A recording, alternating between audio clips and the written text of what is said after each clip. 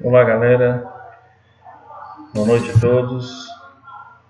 Estamos aqui dando início à nossa primeira aula, A nossa primeira aula de física. Sou eu, professor Ítalo, Escola Francisco Vieira Cavalcante.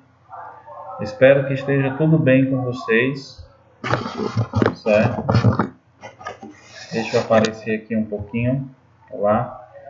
Então, espero que esteja tudo bem com vocês e que essa aula seja de muito proveito, que todos possam, a partir desse momento, aprender junto comigo esse conteúdo e que possamos cada vez mais melhorar, a cada dia, o nosso sistema, a nossa forma de ensinar nesse momento remoto, e que possamos fazer, a nós e a nossa diferença. Ok? Deixa eu dar uma olhadinha aqui como é que está a minha situação de imagem. Tá ok. Apareceu um pouco maior aqui. Então é isso. Aqui eu. Então iremos trabalhar esse conteúdo de física. Então deixa eu desaparecer agora aqui um pouquinho para vocês. Pronto. Acho que está bom aí. Então vamos lá.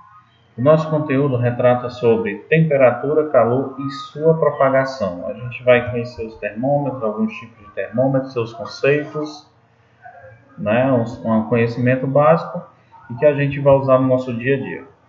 Então vamos lá, falar sobre grandeza e as equações de conversão. Introdução, a temperatura dos corpos está associada à agitação das partículas que os constituem.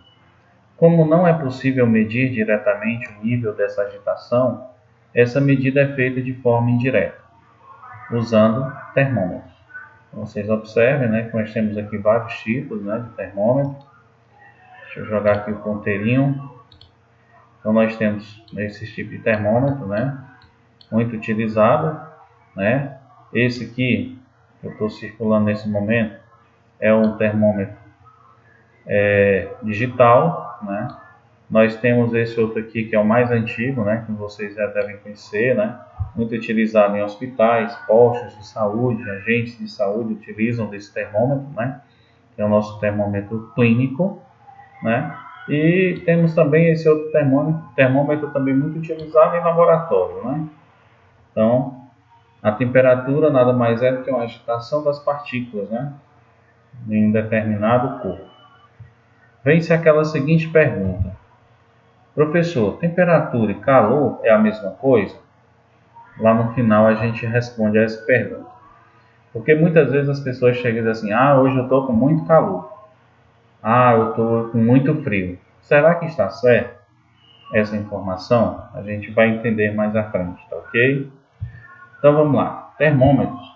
O princípio de funcionamento desses aparelhos baseia-se na relação de proporcionalidade entre a agitação térmica e uma grandeza física que varia com a temperatura.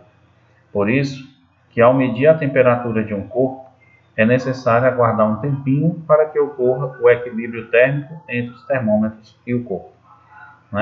Aí vem aquela pergunta: beleza, usar o termômetro. Você sabe usar um termômetro? Você sabe como utilizar? De que forma utilizar? Você sabe higienizar um termômetro? Você sabe quanto tempo um termômetro tem que ficar em contato com uma pessoa para que ele tenha um resultado? São muitas perguntas, Bom, um termômetro clínico, que é o normal, muito utilizado em hospitais e postos, como foi mencionado, ele, para atingir o seu equilíbrio térmico, ele tem que estar em torno de 12 a 15 minutos em contato com esse corpo. Já os digitais são mais rápidos, porque ele tem um termostato e tem um condutor na sua ponta. Então ele tem um resultado em aproximadamente 3 ou 4 minutos. Então é bem mais rápido, não é? Bem mais eficiente. Mas não é tão eficiente quanto o termômetro clínico, que é o mais antigo, onde tem na sua composição mercúrio. Ok? Continuando. Definição de temperatura é uma grandeza física. Ela está associada ao estado de movimento ou agitação das partículas que compõem o corpo. Moléculas muito agitadas, temperatura alta. Moléculas pouco agitadas, temperatura baixa. Lembre que eu fiz uma pergunta lá no início. Temperatura e calor é a mesma coisa? Bom, já temos aqui a definição de temperatura, né? É uma grandeza física associada ao estado de movimento ou agitação das partículas que compõem os corpos. Ok? Bom, conhecendo aqui um exemplo, né, de um termoscópio, que também mede temperatura. Esse instrumento foi o primeiro instrumento criado para medir temperatura em 1597 por Galileu Galilei. Consiste em um bulbo cheio de ar. Então você observa, né, tem um bulbo aqui, ó, circular, esse bulbo cheio de ar, ok? Provido de um tubo imerso em um recipiente. Então você observa, né, que tem um tubo, ó, bem grandão, né, imerso, um tubo que está imerso, ele está dentro, ó, dentro do recipiente, contendo um líquido. Quando o ar aquece, a pressão aumenta e o líquido desce. Quando o ar aquece, a pressão aumenta e o líquido desce. Ok? Quando o ar esfria, a pressão diminui e o líquido sobe. É o processo inverso. Ok? Que acontece nesse sistema. Bom, vamos falar de termômetros. Existem vários tipos de termômetro, né? Nós sabemos que para medir temperatura precisamos de termômetro, né? E quais os termômetros devemos usar? Quais são os mais comuns? Existem vários, né? Os mais comuns são esses: termômetro Klein, o termômetro de lâmina bimetálica, o termômetro a gás e o termômetro de rua. Você conhece o termômetro Klein? Claro que sim, né? É utilizado em hospitais, como já foi dito anteriormente. Você conhece o termômetro de lâmina bimetálica? Talvez até conheça, mas não sabe identificar. Talvez até saiba. Mas você sabia que você tem esse termômetro na sua casa? Identifique ele para mim. Reflita aí. Qual é? Se você disse que tem um termômetro de lâmina bimetálica na sua casa e esse termômetro está na geladeira, você acertou, pois o termômetro de lâmina bimetálica é um dos que são utilizados para medir a temperatura dos freezers, ok? Então, tudo bem. O termômetro a gás, você conhece? Já ouviu falar? Não? Então a gente vai já saber onde é que usa esse termômetro a gás, deixando aqui a nossa pergunta. Termômetro de rua, você já viu, não é? Termômetro de rua é muito conhecido, certo? Para que serve? Ah, vai dizer, medir a temperatura. Aí você vai chegar lá e medir a tua temperatura com ele? Não. Ele vai medir a temperatura do ambiente. Muito bem. Então vejamos o Klein. Observe aí que é o mais comum, né? Muito utilizado e mais preciso, que é esse onde tem em sua substância o mercúrio. Ah, professor, você está dizendo que o termômetro digital ele não é eficiente como o clínico comum, que é onde tem mercúrio? Sim, estou dizendo isso com todas as letras. O termômetro digital ele tem um termostato e esse termostato ele pode ter uma variante. E o clínico ele tem um mercúrio. Então, quando aumenta a temperatura, né, diretamente proporcional ao mercúrio se dilata. Então, quando é que ele vai acontecer isso? Quando ele atingir uma temperatura superior, né, ao condicionamento do aparelho. E o ser humano? Como é que a gente consegue? Quando o ser humano atinge uma temperatura superior de 35 a 42 graus, que é o intervalo de medida de temperatura do instrumento, né, termômetro. O ser humano não. O ser humano, a sua temperatura, ele está na casa dos 35,5, 36 o normal. 35, 36,5 normal. Acima disso já não é bom, ok? E o termômetro mede de 35 a 42, que é o seu intervalo de medida. A lâmina bimetálica, né, como já falei anteriormente, eles são usados em ambientes fechados, como fornos, câmaras frigoríficas, geladeiras, né? E esses aí que a gente já mencionou. Temos a gás. Onde é que é usado, professor? A gás em laboratório de pesquisa. A gente pouco vê, né? Porque a gente não tem muito acesso a esses laboratórios para estudar esse tipo de termômetro a gás. Mas lá existe, né, esses termômetros, ok?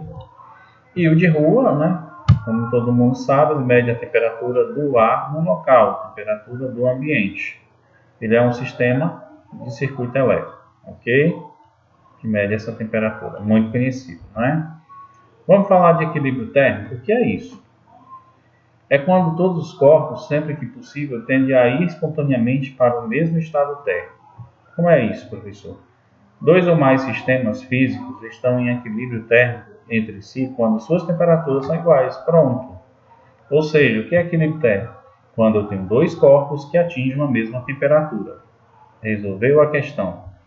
Então, nesse caso, eu posso dizer que uma água quente e uma água fria, elas vão atingir a temperatura do ambiente? Não necessariamente. Se você tem uma água que está a 100 graus e você tem uma água que está a 0 graus, quando você coloca em contato uma com a outra, poderá, né, dependendo da quantidade, do volume em si dessa água, podendo uma estar com a temperatura abaixo ou acima da temperatura do ambiente. Só que com o tempo que ele passar, ele vai atingir a temperatura ambiente.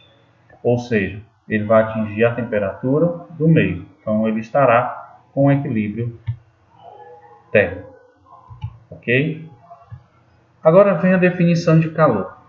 Calor é a transferência de energia de um objeto ou sistema para outro, em razão exclusivamente da diferença de temperatura entre eles.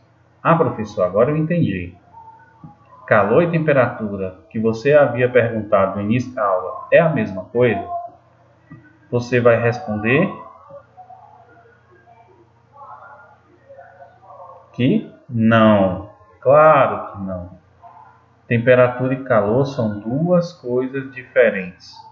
Temperatura é o grau de agitação das partículas em um sistema. E calor é a transferência de energia de um objeto de um sistema para outro. Ah, professor, entendi.